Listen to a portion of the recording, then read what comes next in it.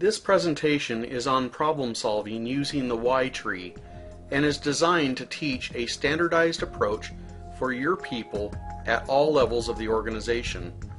Good problem solving skills within your company will cause your business to thrive while making everyone's life easier in the process. Enjoy. While problem solving does not have to be difficult, there are many that like to make it sound that way. People are not born as natural problem solvers, and you don't need a college degree to learn to be a good problem solver either. Good problem solving skills can be taught, and that is what I'm going to do. My goal is to teach you a simple, standardized approach that can be used in your business or personal life. You can also use this training video to teach others at your business. When completed, you will fully understand and be ready to use the concepts taught here. When we become good at problem solving, we start eliminating the problems that cause our heads to spin once and for all. Our life becomes much easier, and we suddenly have more time and less frustration. You are probably watching this video because that is exactly the direction you want to go in your life.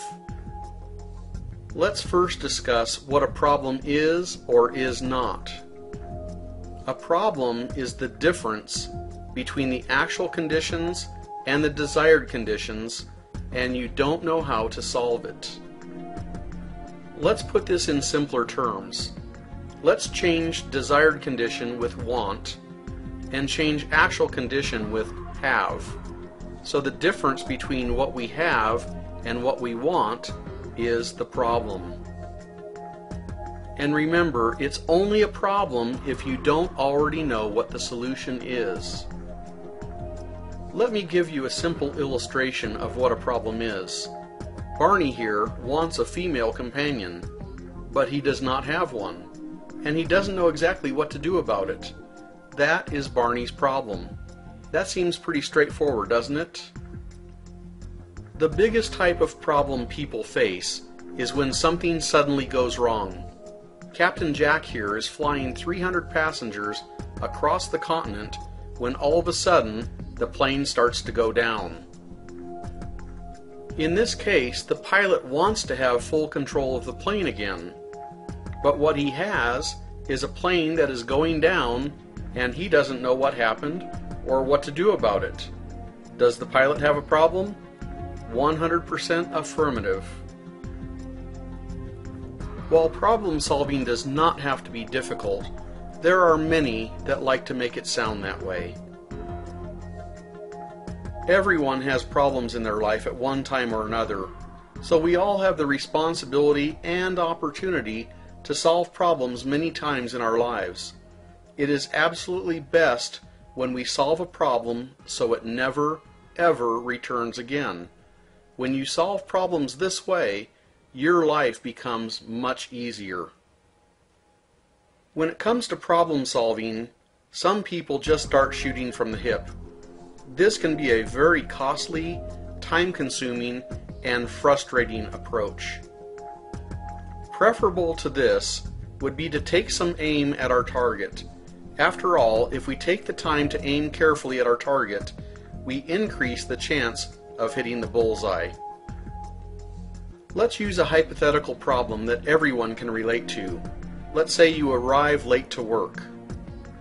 By the way, always clearly define the problem in as few words as possible, while also making sure everyone can understand what the problem is. Many people put a lot of emphasis on root cause analysis, which is finding out exactly what caused the car not to start. This is a fishbone diagram, which is another tool that can be used for determining the root cause of a problem. And while sometimes finding the root cause is important, finding the best solution that will prevent the problem from reoccurring is the most important objective. In this case, let's say you were at the end of your ropes with this piece of junk anyway, and had decided you were going to buy a new car. Do you really care what exactly caused your old car not to start? Not really. Will the new car be a proper solution to your problem and get you to work reliably for many years to come? Absolutely. My point is, solutions are more important than causes, and in my opinion, outweigh them greatly. Alright, let's do a reality check. You've got a crap car, you were late to work because it wouldn't start, and you have no money to buy a new car. You now need to know what caused your car not to start so you will be able to fix it.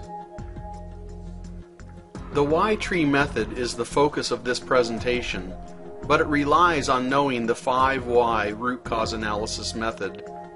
The 5 why method for determining root cause is one of the simplest methods to learn and to complete.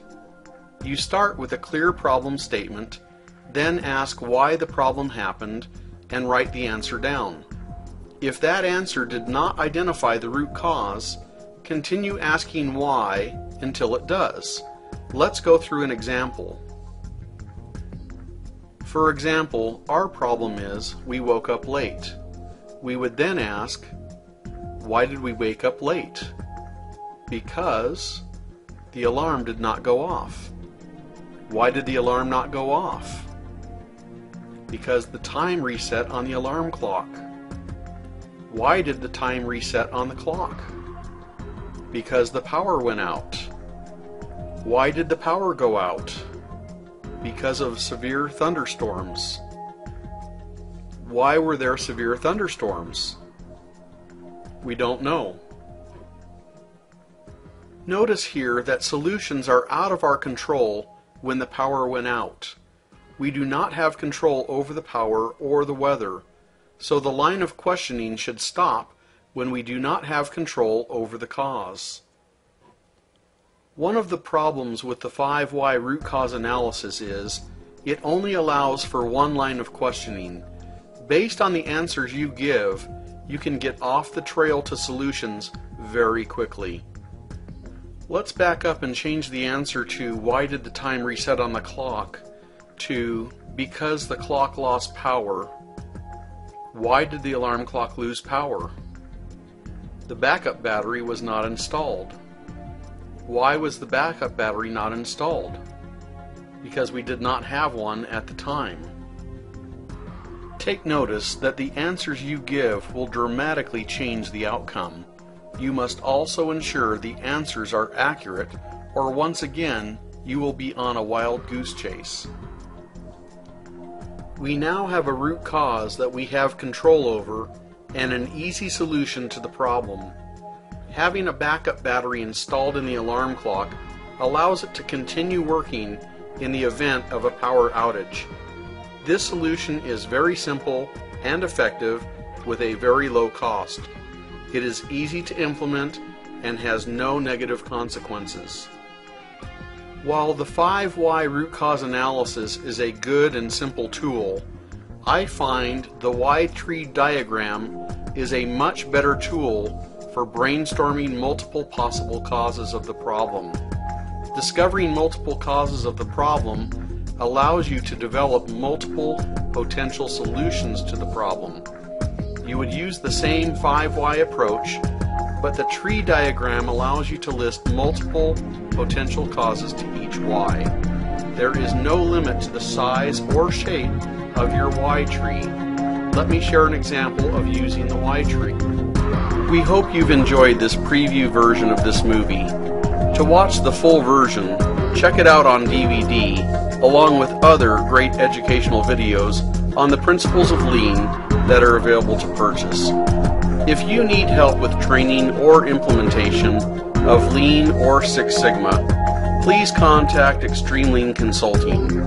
And if you need help with floor marking tapes, 5S Lean products, or facility products, please contact Creative Safety Supply. We are here to help you get lean.